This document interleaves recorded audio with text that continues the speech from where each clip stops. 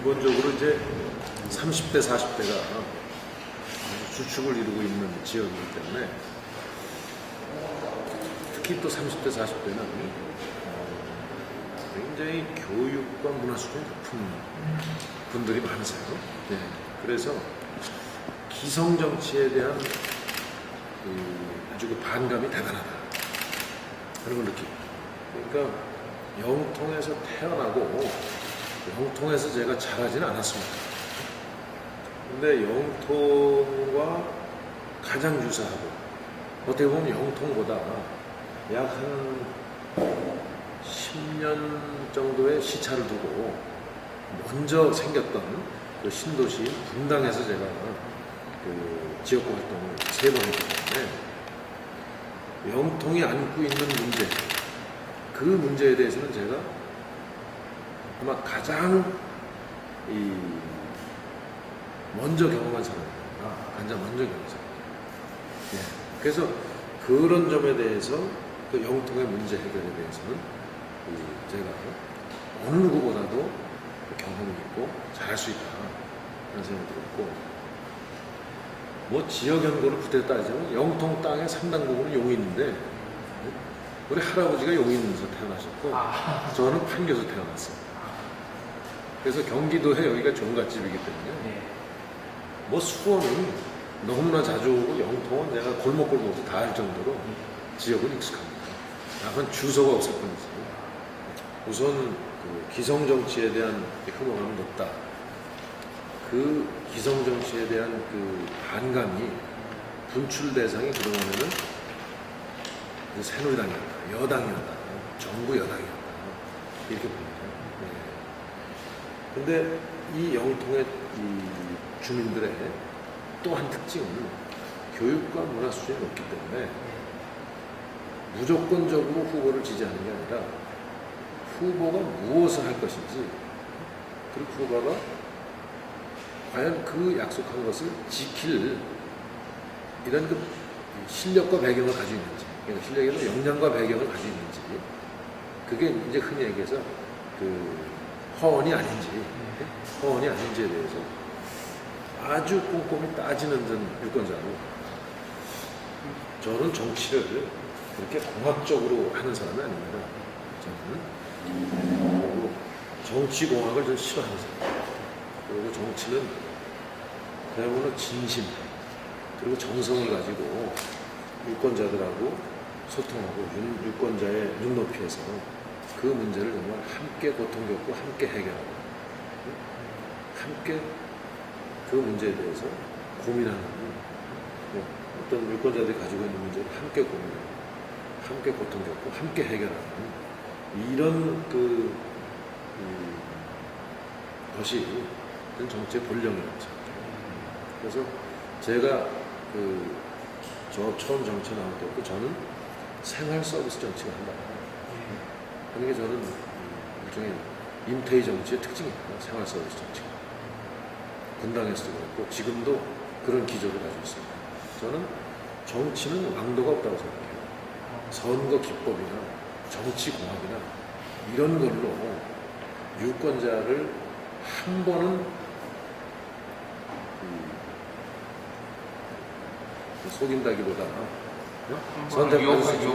유혹할 수 있어도 결국은 진심과 정성이 없으면 저는 그건 오래 하지 못합니다. 야권연대가 혹시 이루어진다 하더라도 그래서 저는 야권연대는 결국은 뭐 야권연대를 할 전제로 그 사람들이 나온 거 아니에요? 그 사람들이? 저는 그렇게 봅니다. 예. 저는 근데 그 부분에 대해서는 영통의 유권자들께서 냉정한 판단을 하실 것이다. 이 부분에 대해서는 하고 생각하는 것이, 우선 선거에 나올 때는 자기 나름대로 영통을 위해서 무엇을 하겠는가 하는 생각 갖고 나온 거 아니에요? 그럼 어느 날 갑자기 그걸 하겠다 그러다가 그거보다 더 중요한 게 선거에 이기는 거다. 그죠? 이렇게 생각해서 나오는 거는, 그건 엄밀히 얘기하면 유권자의 표심을 자기의 정치적 미래와 사고파는 정상배의 행위라고 생각해요. 명확하죠. 그 윤태희의 아주 핵심 정책 네 가지만 말씀드리면, 첫째는 2층 버스 도입해서 서울 출퇴근에 아주 그 고통을 해소하려고. 두 번째로는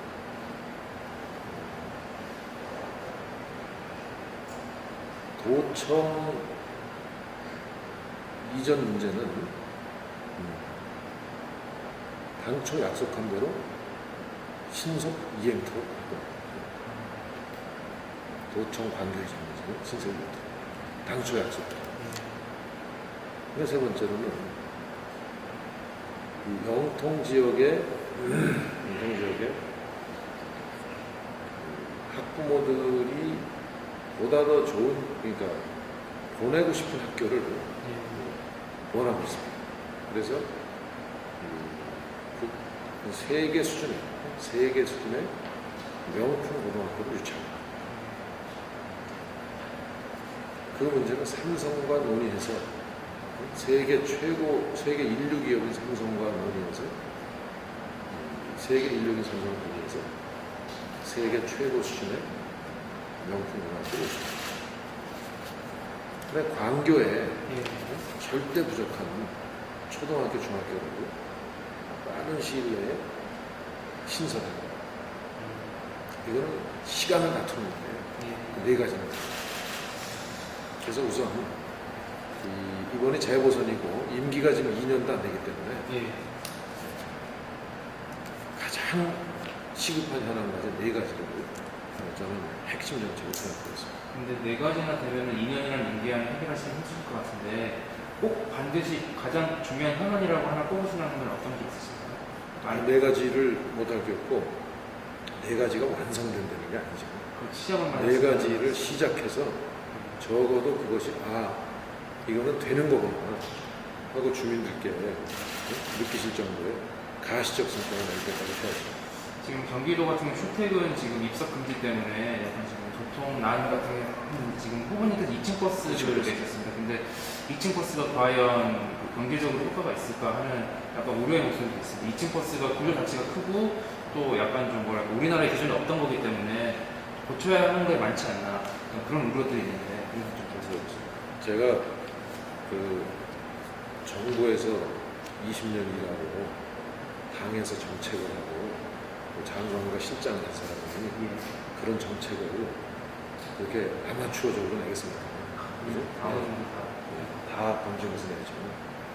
그 2층 버스에 대해서 안전도 얘기하는 사람은 2층 버스 안 타본 사람일 거예요. 영국에서 인사하고 네, 안 타본 사람. 전 타봤습니다. 내일 아침에 여기 2층 버스 와야 합니다. 2층 버스 타고 그러면 한번 후보님이 직접 타고 이제 시민들에게 탈 수 있는 기회를 주신다는 말씀이시죠? 선거법 안 걸립니다.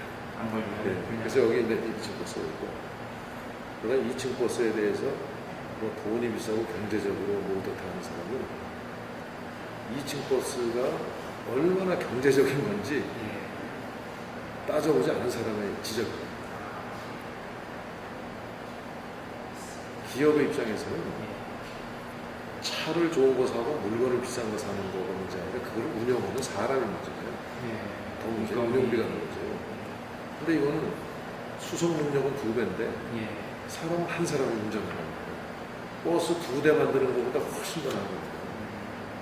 기사 한 명의 응지수는 사람 수가 그렇죠. 더 경제. 거기에다가 기름값도 2대가 움직이면 2배가 드는데 이건 2배 안 들어요. 1.3배 정도 들고 기름값이. 여기다 이제 뭐 청소하고 뭐 이런 기타 관리 비용이 좀 더 들겠죠. 1층 청소하는 것보다 2층 청소하는 게 힘드니까. 그 사람들의 의도가 지금은 박근혜 정부고 이명박 정부는 국민들께서 이명박 정부를 평가해서 정권 재창출을 해줬습니다. 그러면 그런 얘기하는 사람들 입장에서 이걸 한번 적어요. 그런 사람들 입장에서 그러면 스스로 해족이라고까지 얘기했고, 그죠? 정권 재창출도 그래서 못하는, 실패하는 그 상황에서 치른 2008년 선거에, 그죠? 2008년 선거에 그 전 정부에서 일했던 사람, 대표적으로 김진표 의원님 같은 경우는 출마해서는 안 된다는 얘기인가? 거기에 먼저 답하고 얘기하는 거예요. 지금 우리 영통의 그 시민들께서는 정치인들을 위한 정치, 정치인들만의 정치는 원하지 않다고 생각합니다. 시장을 가거나 또 우리 유모차를 끌고 다니는 그 주부들을 만나보면 자신들이 겪고 있는 어려움, 경기를 살려달라, 교육 문제를 해결해달라, 보육 문제를 해결해달라 하는 얘기가 우리 영통 주민들 대다수의 바람입니다. 저는 바로 이런 문제들에 대한 답을 가지고 시민들을 뵙고 있습니다. 이제 이 정치라고 해서 남을 헐뜯고 비방하고 또 대량의 인원 동원을 해서 시끄럽게 하고, 저는 이러한 이 기성의 정치를 바꿔서 시끄럽지 않고 또 인원 동원 없고 또 네거티브 없는 산무 선거운동 방식으로 새로운 선거운동에서 새로운 정치가 시작된다는 믿음으로 그런 산무 선거를 하고 있습니다. 저는 정말 교육과 문화 수준이 대한민국 최고의 이런 수준을 가진 영통 주민들께서 좀 과거의 어떤 고정관념이 아니라 정말 영통을 위해서 일할 사람이 어떤 사람이어야 하는가에 대한 냉정하고 좀 합리적인 판단을 해주시기를 기대하고 호소하고 싶습니다.